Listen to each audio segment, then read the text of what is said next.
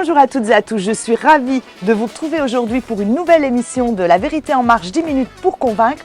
Mon invité aujourd'hui est Alban Piller. Alban, bonjour. Bonjour. Alors, vous êtes à la tête du zoo d'Amnéville depuis 2021 maintenant, quelques mois seulement après l'arrivée du nouvel actionnaire, Prudentia Capital. Un challenge très particulier, il s'agissait pour vous de remettre sur les bons rails ce parc animalier. Vous relevez avec force et imagination ce défi périlleux en engageant immédiatement un changement de culture, on va dire sans brusquer les choses, calmement. Aujourd'hui, le zoo d'Amnéville a réussi sa mutation avec de nouvelles perspectives de croissance. Alban, vous avez choisi un espace particulier au cœur du zoo pour notre interview. Pourquoi ce choix ? Eh bien Laurence, il me semblait que c'était assez représentatif des zoos tels qu'on veut les voir, c'est-à-dire des espèces en mixité, un espace sans barrière comme ça apparente, et puis c'est l'Afrique, c'est le dépaysement, et sortir aux zoos, c'est un peu voyager et partir très loin. Alors c'est vrai qu'on a une très belle perspective. Retour en arrière, on est en 2021, vous vous installez donc à Amnéville. Quelle a été la vision première du chantier titanesque qui vous attendait ? Alors, le sujet était un peu double à ce moment-là parce que je suis arrivée en avril 2021 et on était fermé encore, sans date de réouverture.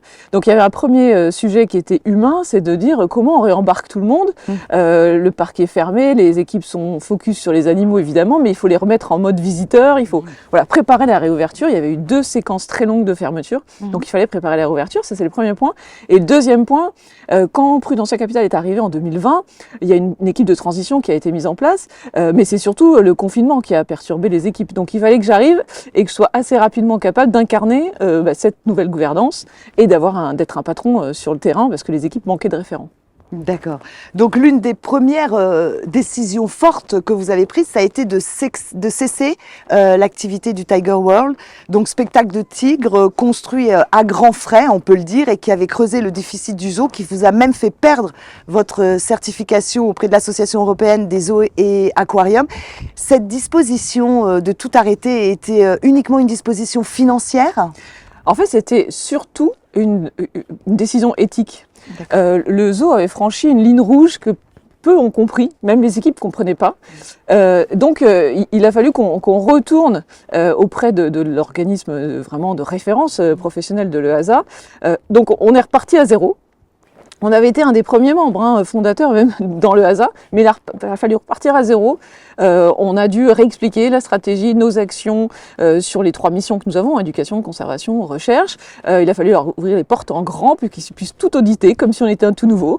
Et ils ont félicité le travail qui avait été fait malgré plus de 5 ans d'exclusion. Donc ça a été la grosse première réussite avec les équipes. D'accord. Donc aujourd'hui, on peut le voir, comme vous l'avez expliqué, vous avez radicalement changé de stratégie. Plus de spectacles, priorité au bien-être des animaux et au confort des visiteurs. Est-ce que pour vous, vos prédécesseurs ont fait fausse route ?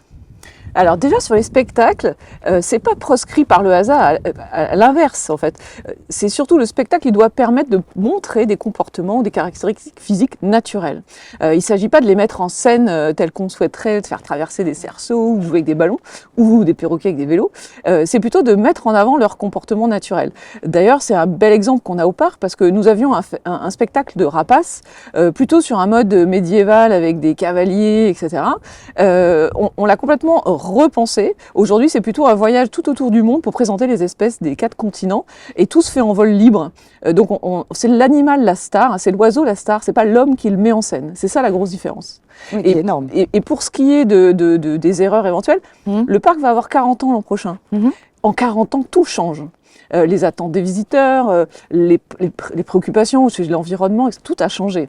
Donc c'est pas forcément faux, il y a quand même une énorme success story locale quand même, ce zoo d'Amnéville.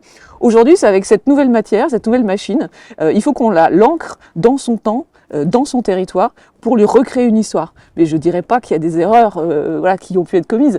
On n'est pas là pour juger. On a évolué avec l'époque. On a évolué avec l'époque et il faut qu'on se recrée notre histoire. Très bien. Alors une autre révolution structurelle, faire vivre le zoo toute l'année, avec notamment une séquence hivernale insolite avec la création de luminescence. Alors comment, qui remporte d'ailleurs, on peut le dire, vraiment un franc succès, comment est née cette idée complètement décalée de luminescence ? Le zoo, c'est plutôt une sortie d'été, hein, clairement. Voilà.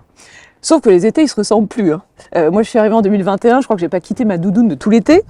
Donc voilà, l'été 2022, on a eu des épisodes de canicule. Et ni l'un ni l'autre ne sont favorables à une sortie en famille. Donc on peut plus compter sur quelques semaines d'été pour faire passer 12 mois de charges qui sont assez importantes. Donc on est allé d'abord travailler les vacances scolaires. Donc toutes les vacances, on travaille, on propose des nouvelles choses, etc. Puis après on s'est dit, il y a quand même cette grande période globalement, dite traversée du désert par les équipes historiques, qu'il a fallu travailler. Donc on est allé regarder tout ce qui se faisait chez nos confrères nationaux, mais aussi européens, même internationaux, et est ressorti ce sujet de la lanterne, du festival de lumière, etc. Et la chance qu'on a dans le Grand Est, et en Moselle particulièrement, c'est qu'il existe tout un tas d'agendas autour des fêtes de fin d'année, de la lumière. Donc on s'est dit, bon, normalement, on ne devrait pas avoir trop de mal à faire sortir les gens pour venir nous voir. Donc on a pris le sujet de la lumière et des lanternes. On s'est inscrit aussi, là encore, bien ancré dans notre territoire, dans le sentier des lanternes et le parcours des lanternes d'OL de Moselle avec le département.